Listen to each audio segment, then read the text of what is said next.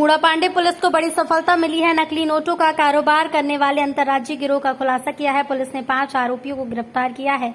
Police ने आरोपियों की निशानदेही पर 1,44,000 की नकली करेंसी, 2,09,000 की असली करेंसी सहित 5 लाख के आभूषण बरामद किए। 2 आरोपी पुलिस की गिरफ्त से दूर हैं। गिरोह का नेटवर्क पश्चिमी बंगाल से दिल्ली तक फैला है।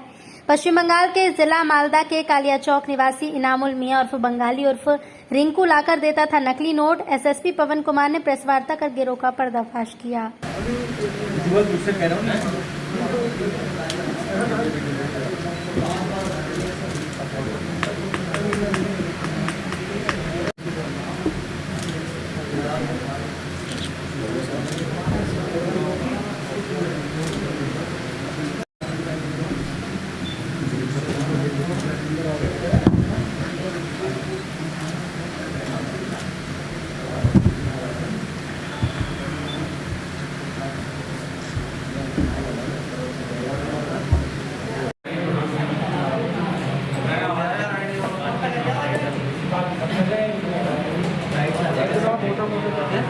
मोबाइल किसी करो यार, मोबाइल किसी करो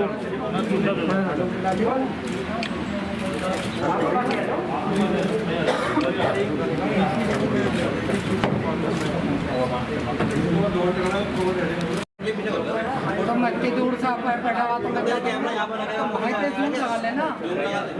लेंस भी तो उतना लंबा होना चाहिए ना। तो बड़ी तमीज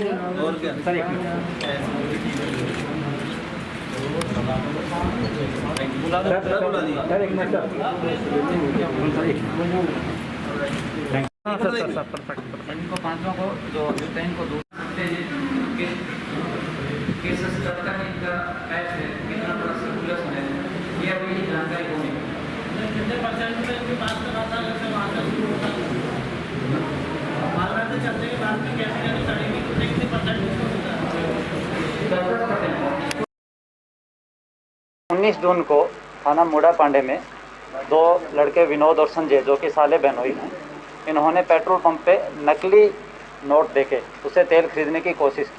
तो पेट्रोल पंप को मालिक को शक हुआ, वहाँ पे जो ऑपरेटर हैं उनको, तो उन्होंने इसकी जब जानकारी की तो उसी पश्चात ये दोनों अभियुक्त वहाँ से भाग गए और उसी क्रम में मुकदमा लिखते हुए उन दोनों की गिरफ्तारी की।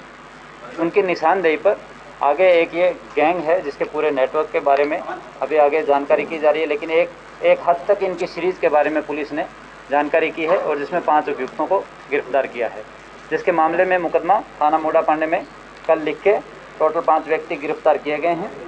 एक शानू और वसीम, इन दोनों की गिरफ्तारी कल शाम को हुई। उनके निशानदेही पे उनके बताए अनुसार वीरेंद्र सिंह, इनामुल मियां उर्फ बंगाली और पप्पू फौजी, इन 3 लोगों को और गिरफ्तार किया गया। ये जो 5 लोग हैं ये गिरफ्तार हुए हैं। इनसे काफ़ी संख्या में 1,44,000 के आसपास नकली नोट बरामद हुए हैं और बहुत सारा जो कैश और आभूषण हैं जो कि इस बिज़नेस को चलाने में, ऑपरेट करने में ये यूज़ करते थे, वो भी बरामद हुआ है।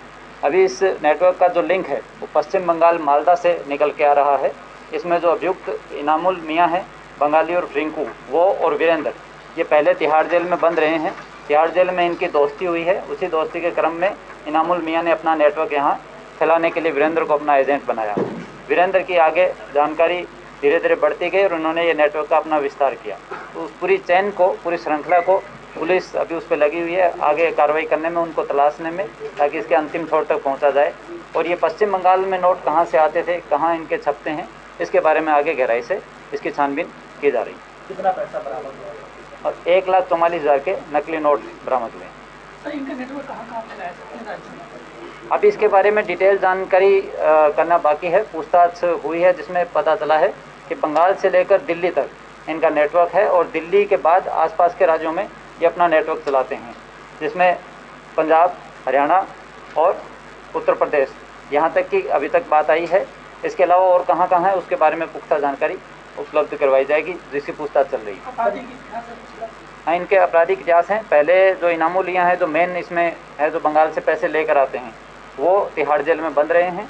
और जो वीरेंद्र हैं वो नारकोटिक्स का भी काम करते हैं। वो नारकोटिक्स के मामले में दिल्ली पुलिस ने उनको गिरफ्तार करके तिहाड़ जेल में भेजा था।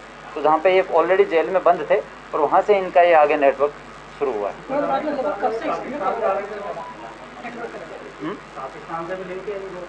नहीं, इसके बारे में अभी कोई सूचना इस तरीके की नहीं है कि क्या अंतर्राष्ट्रीय स्तर पर इनका कोई संबंध है या नहीं है, उसके बारे में डिटेल से छानबीन की जाएगी।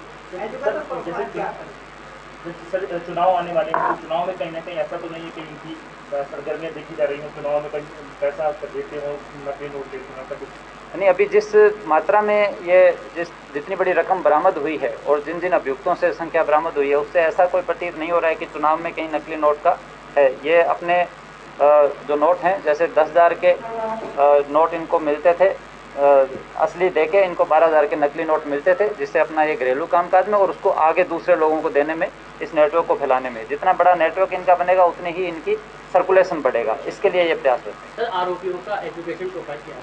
एजुकेशन प्रोफाइल अभी तक इनके बारे में जानकारी हमने की नहीं है, इसके बारे में अभी देखा जाएगा, लेकिन इस बिज़नेस को करने के लिए इनके एजुकेशन प्रोफाइल का बहुत महत्व नहीं है। ठीक है।